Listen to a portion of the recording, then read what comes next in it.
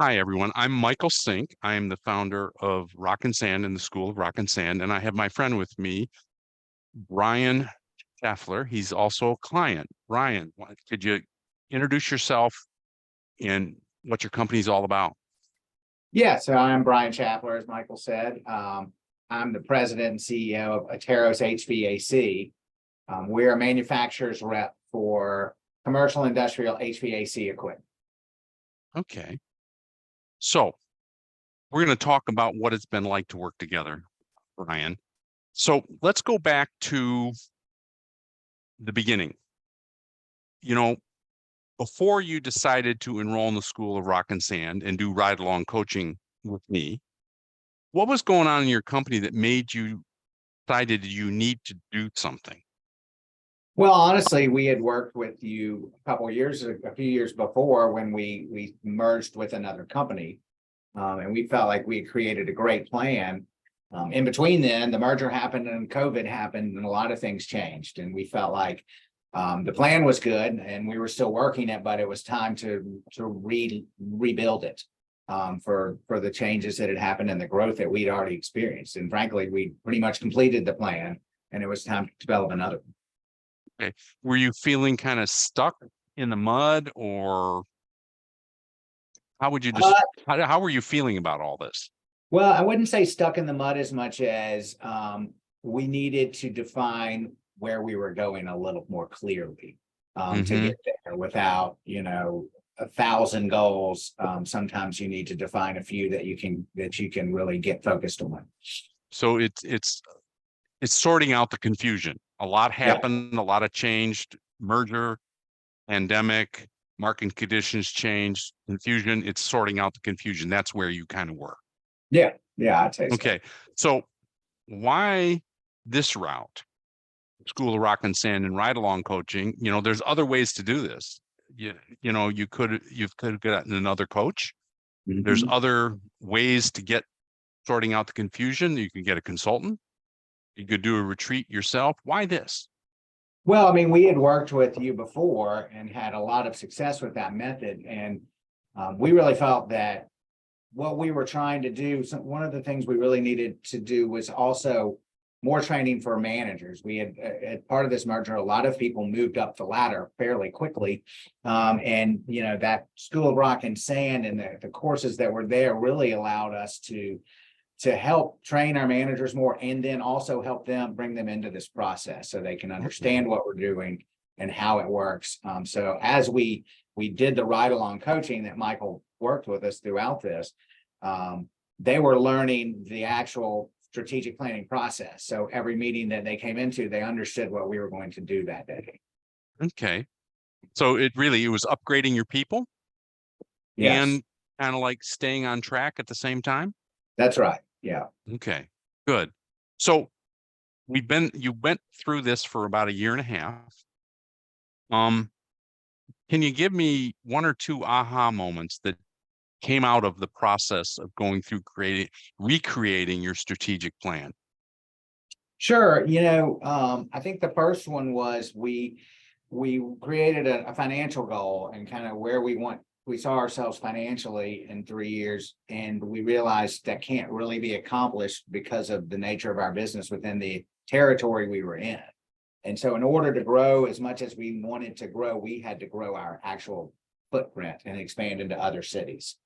And Yeah, that was a huge one because we've already started down that path. we Uh, I remember that conversation.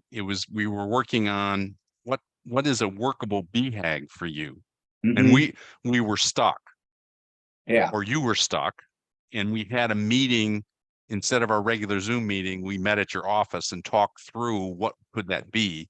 And it was Mhm. like, oh, it's the thing we need to do is say how many markets we're going to be in as the goal, because that would Yeah, give everyone confidence in the direction of the company. And that's what we're going to be working on rather than a dollar figure. right.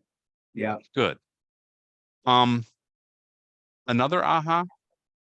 Another one would be, part of this plan, one of our key thrusts was to grow a part of our business that we've, along this path discovered that the goals and what we had planned to do was probably too big for where we were. and too much of an investment. And so by going through this process and really looking at what we are doing, we are developing a plan that fits where we are now and grows to where we're going to be in the future, as opposed to trying to build for the future now when we don't really have it yet. So we Okay. felt like that saves us a lot of investment dollars that aren't necessary now, but later. Okay, can you give me some more specifics about that? Is an inventory thing, or Yeah, you well, mentioned? it's kind of technical in nature, but one of the things we wanted to stock a lot more of is pumps. And the scope of what we were going to stock was a little too expansive for the city that we're in. And so what we decided is we were going to shrink that scope some, stock less stuff, but get into that business. And then as we grow into these other markets, those markets can support it to grow to the next level that we want to grow to. So as I'm listening to this, is you set a rock or an initiative and it was too big. Correct. Or it needed And to then be. it's like there's some rocks that had to come first. That's correct. And We got a couple that's rocks. what it is sometimes the goal, it's a great goal, but some things have to be done first. That's right. Sometimes, and that's kind of a common thing that happens is, we got a rock and you start working on it and you realize, even though it's important, it can't be moved until something else is moved. That's And right. that's kind of this situation. The pumps stocking is the thing you want to accomplish, but there were 2 or 3 steps before that instead of just jumping right in. That's And right. this helped you sort that out. Now that you've completed your plan, what kind of outcomes have you had? We had some great Tangible outcomes outcomes in your business. I mean, we saw 20% growth in one of our departments that was part of this plan. And it was, really this plan that drove that growth. And another department that's part of our market expansion, it created more than double revenue growth.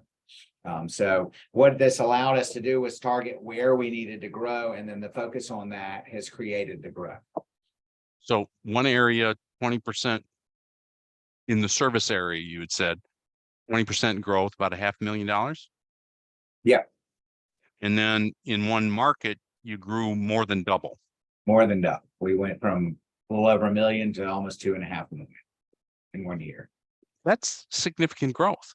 Yes. Yeah. Okay. So there's good outcomes to working this way and being aligned and doing some critical thinking about what to do, and allows you to just get to it and start doing it. That's right. Yeah. Good. If you were talking to another business owner who was maybe in the same sort of state of confusion you were a year and a half ago, what would you tell them about the Rock and Sand model and the School of Rock and Sand? Well, it was great for us. The combination of the school, which gives us an educational tool for our people, and then Michael, your help, your coaching and keeping us on the path, helping us sort of figure out where the path is when we lose our way.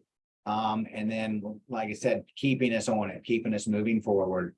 And I think that's one of the biggest benefits of the ride along coaching is, it's really easy to work on something 1 month and then veer off the road the next and have a quarter go by where you didn't do anything because you were so busy. And having this method keeps you in these meetings where you got to have something, you got to keep moving the rocks. And that's really what the once a month Zoom call, it's like, so did you get it done?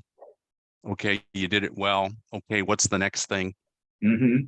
That just why that being not? able to. What stopped us? Why didn't we get it? Good. So what would you tell something about working with me in particular, as opposed to maybe another coach? Well, other than the fact that you're a Michigan fan, everything else is great. Now, Michael's great to work with. He's really good at talking a business owner through the things that you sort of know, but you can't quite organize or put into clear focus as to what you want it to look like. He's a great business coach. He, like I say, he will keep you on task. He'll also really help you kind of pull out of you what you need to pull out. Yeah, I like to say to my prospects and clients is I don't make a decision for anybody. I just help you think through it. And then when you do decide, I'm there to you said you were going to do this. Yeah. Yeah. And and I'm not mean. I don't, it's more like a velvet glove on my fist. It's like, you're reminded, but it doesn't hurt. Yeah, So, exactly. well, Brian, thank you for your time today on this Zoom call. I've enjoyed working with you from way back when, right through and learning this evolution of a different way to work with you. It's been fun. You have a great future. To whoever's watching this, you want to learn more about Rock and Sand in the School, Rock and Sand, go to rockandsand.com, which is our rock letter N sand.com, or you can go school rock letter N sand.com, and you can figure out everything you need to know about us. And there's a button on there you can push and say, I want to get on Mike's calendar. Let's talk. Looking forward to it. Hey, Brian, good luck to you. You're doing great. It's been fun. And I look forward to the next time we do something together. Thank you. Us too. We've really enjoyed this and look forward to more in the future. Okay. Have a great day. All right, you too. Thanks, Mike.